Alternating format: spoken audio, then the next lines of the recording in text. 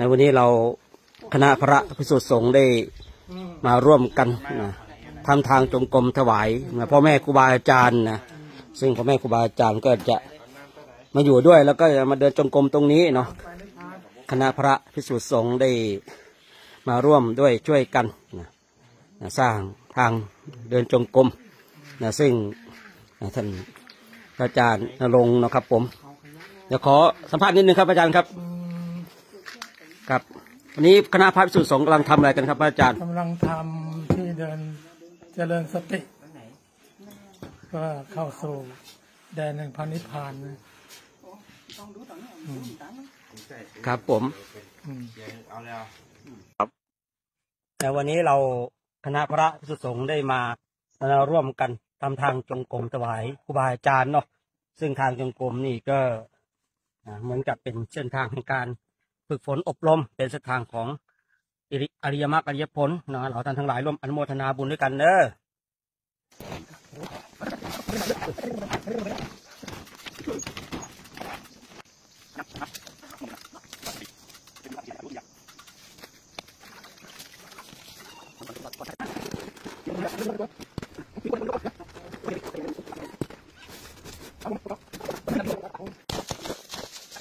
มึงแล้วเนาะดูแล้วนี่เห็นไหมตลาดเก่าอ่ะเนาะนะครับ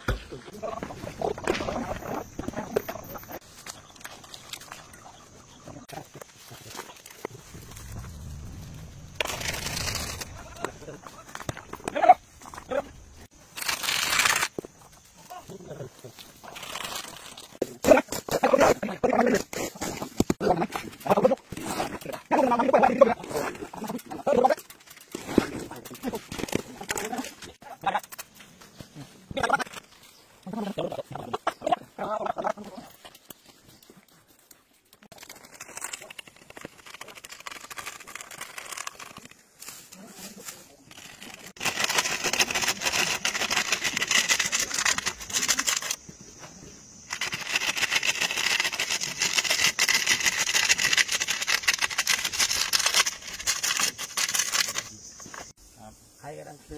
ใครก็ได้ใส่จับใส่เนี่ยลบๆมันนั่นเนี่ยแล้วก็กดขอบๆไปหน่อยนึงกระดูกขอบๆให้มันนี่หน่อยเนี่ยพริกเนี่ยเวลานั้นก็อันนี้จิ้มเนี่ยให้มั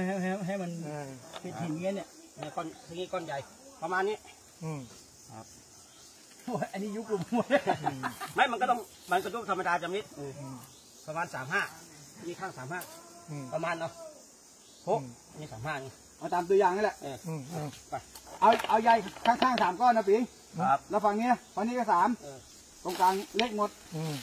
ประมาณนั้นแหละหลวงพี่ช้างไปเอาคอยเก็บหินมาให้